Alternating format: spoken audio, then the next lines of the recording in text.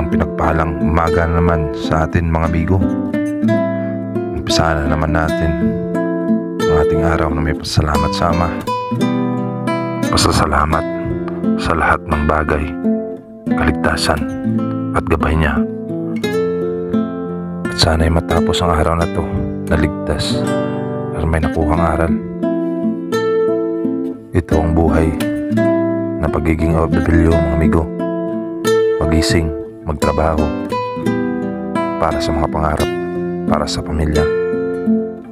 At tatanggap ng katawan ko ang lamig dito sa bagong mundong iba ang temperatura. Magkape muna, kailangan mo na magpainit dahil sa paglabas ng sasakyan na yan, tiyak, napakatinding lamig ang iyong maramdaman. At yan, oras na para magbanat ng buto.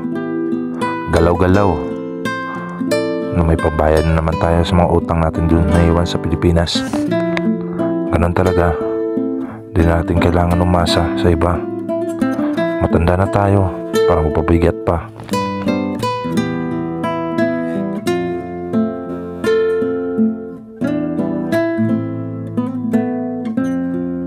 At dito na nga mag-umpisa ang araw na to. Umpisahan natin sa paghawak ng martilyo. Hindi na nga bago sa amin ang trabahong to dahil sa aming eksperyensya sa pagbabarko. Lakas at diskarte ang puhunan para matapos ang binigay sa amin na job order. Isang matinding pupukan at ilahan hanggang maghapunan.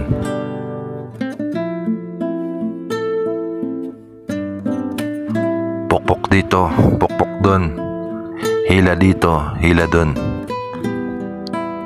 Isang bagay na di ko natutunan sa eskwelahan. Basta-basta ko lang ito natutunan.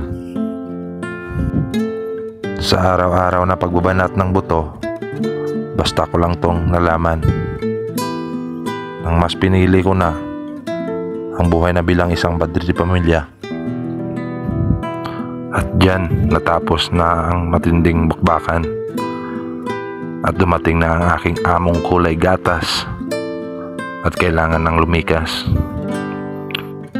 Maraming pang paluan ang naganap dyan sa araw na yan. At pasensya na ay di ko na videohan.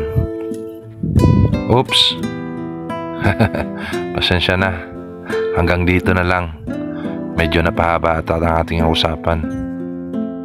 Maraming salamat. Halong mga kaibigan.